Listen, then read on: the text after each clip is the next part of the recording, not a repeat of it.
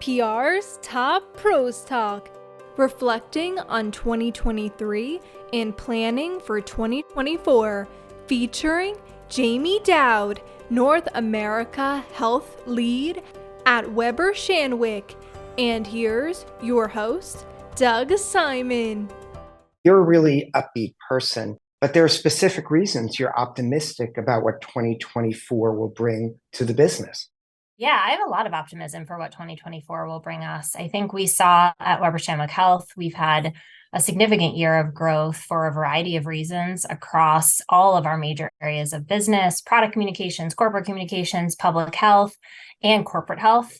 And I think as we look to next year, we really see the momentum continuing. We're seeing several new opportunities coming in, and not just assignments that previous agencies had supported, but actually net new assignments that clients are looking to introduce new products into the market, new corporate reputation assignments. So we're really feeling optimistic about what we will see and what clients that we'll be able to work with as we head into 2024.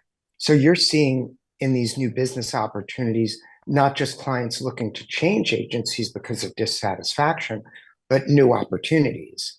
Yeah, we've seen more new opportunities, frankly, than clients looking to change from other agencies, which to me just reflects where science and innovation have taken us into new spaces with new medicines that are at the point in their life cycle where clients are looking to retain communications agencies.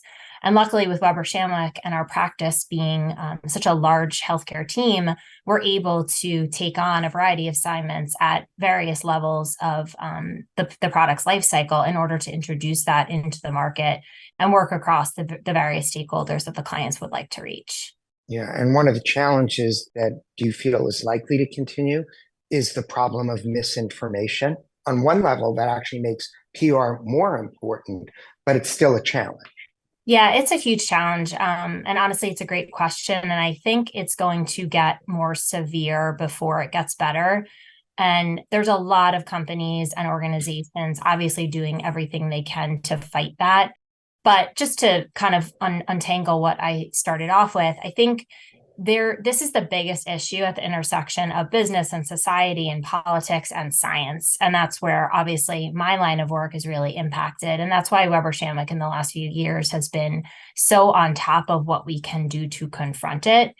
And I think there's a variety of reasons, even looking back at 2018, when really the conversation about stakeholder capitalism really rose to a peak, we learned how much we have to do to really think about what issues are impacting and then what is fueling them because of the pace of social and how quickly a topic can truly be out in the world. And misinformation is not a new thing. You know, we've all been facing misinformation for years, and we will we knew we would continue, but certain topics have just been so controversial, and the politicization and the proliferation of how we think about those topics is really what has drastically changed. That's a really unique insight you've had, the idea that misinformation, it's not a new problem.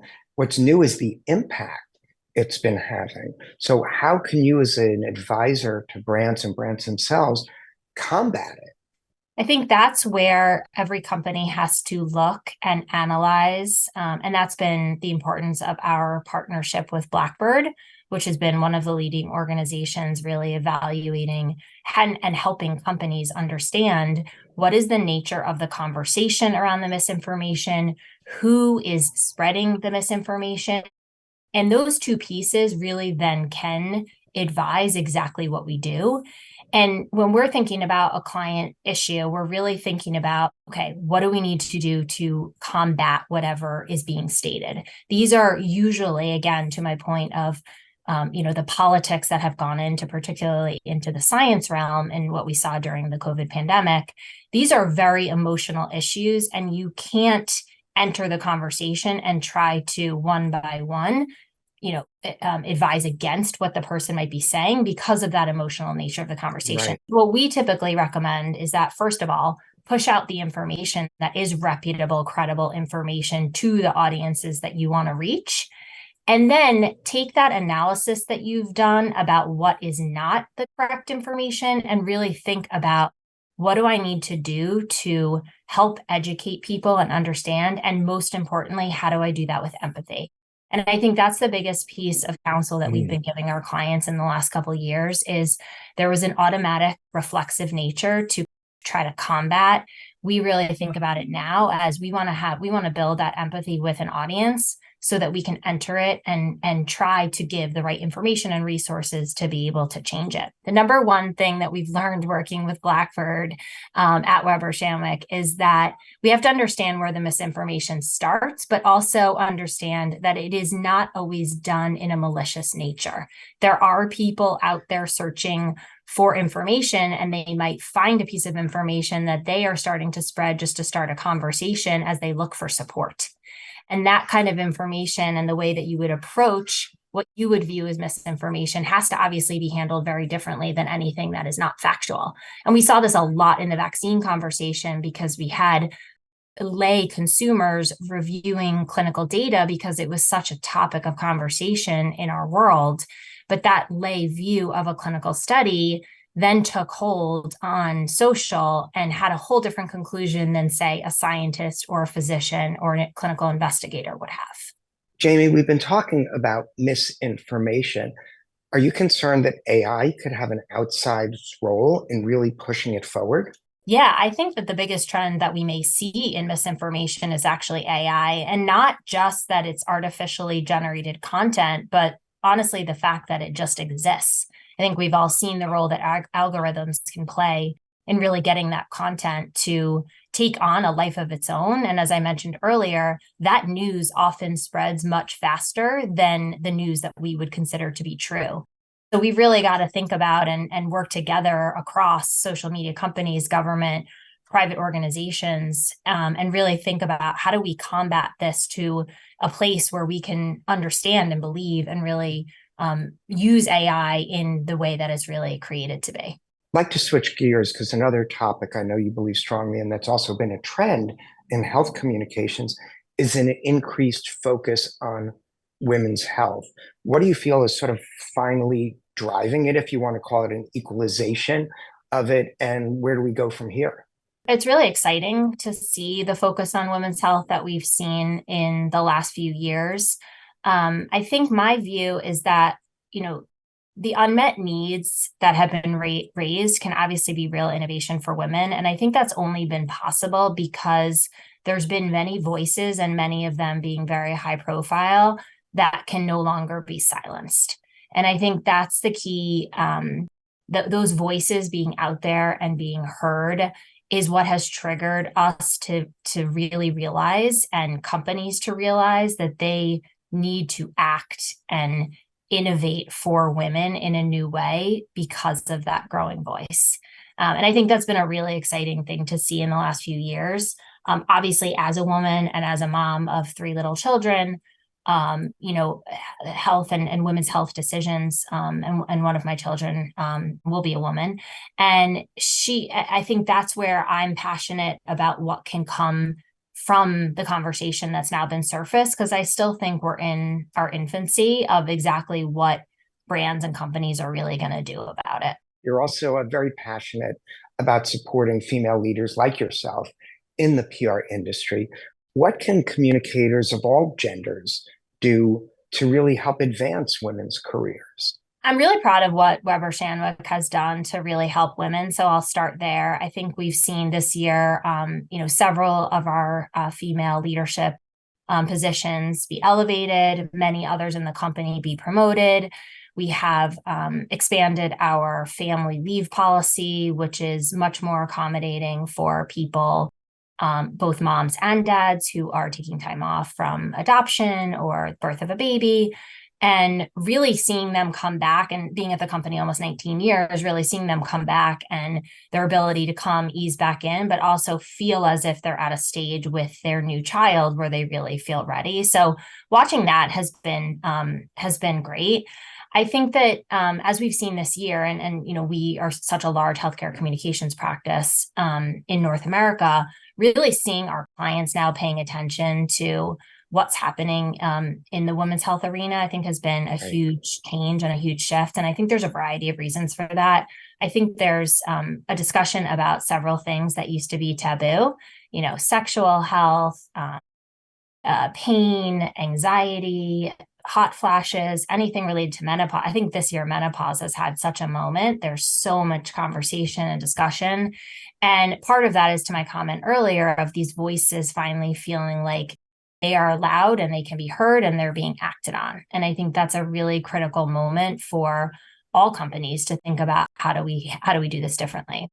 I think for us to think about what we do next, I think we have to continue to provide the focus and flexibility and opportunity to elevate within a company for women to truly grow to where we want them to be. And I think we're seeing, just as a general trend, many women, like we saw during the pandemic, many women left the workforce. We've seen a growing number of women enter the workforce, but for them to stay there is going to require companies to really pay attention and frankly customize what that work-life balance really needs to be. And we have, thankfully, I think at Weber Shandwick, we've been able to do that really well. And even far before the pandemic, I felt like it's actually one of the main reasons that I've stayed with the company, just for the flexibility, as I was, getting married and looking to be a mom and really feeling like we could address those issues, and that I could do both. I could do the job that I wanted to be as I grew through the organization, but I could also be with my family and be at my school events and do the things that matter to me in terms of my children's education. So I think we have to continue to mentor and support. I think there's a lot of organizations that have been created to really help. I'm a member of the Women's Business Leaders in Healthcare. There are a lot of now outlets online in terms of, really understanding and letting women have that community in a different way, because you can have a community in your own company, but I think to have a community outside of your company really brings a new perspective as to, how do we support the gender overall, not just within your own organization. I think that's really important because I know as a boutique-sized agency ourselves, wait, how many subgroups can we have when we're a company of roughly 20 people? It doesn't really make a lot of sense because they're speaking to each other pretty regularly. But if you can create that connection outside, that's really great. It's also interesting how, in some ways, for those who were fortunate to be okay during the COVID pandemic, the necessity to be able to work from home and the growth in the technology at that key point really increased the acceptance of work flexibility, though there is some backsliding. Are there any final points you'd like to leave us with? There's been so much thoughtful content from you. It's really appreciated. As it relates to women's advancement, I think just this year has brought so much focus on what is possible for women. And I think I was reading an article this weekend, and it really struck me when the author was talking so much about the female economy and how, particularly this year with Barbie, which Weber Shandwick has been a huge part of Mattel's Barbie innovation story in the last 10 years. I actually presented on Barbie when I did my son's career day a few weeks ago because I felt like it was something people would really understand. But watching that story of Barbie and really what it became this year, and then you have, many other examples of just the World Cup and Beyonce and so much conversation that's really been led because of females, and albeit, high profile females, but still, I think it's signifying to the world just what is the power of the woman. One of the important things of just our Weber Shandwick Health team is thinking about how do we continue to do that, and how do we address clients' needs and stay, in culture on the conversation that really exists with women and what is driving that conversation. And that's one of the key pieces of what we've done. One of the programs that we actually launched several years ago, which has won a lot of awards, you may have heard of it, is a program called for Anavera, which is a birth control ring. And we worked with Whitney Cummings, who just had a baby the other day, actually, but while she was on the birth control ring, we worked with her to talk. And the whole premise of the campaign was about how women are so apologetic for their reproductive health, and that really holds them back from being in control. And Anavera is a flexible option where you can remove and insert yourself which is a rare introduction, and doing it in a much more modern way. So we actually worked with her to bring some humor, and working within the Whitney Right. Cummings style, really think about it.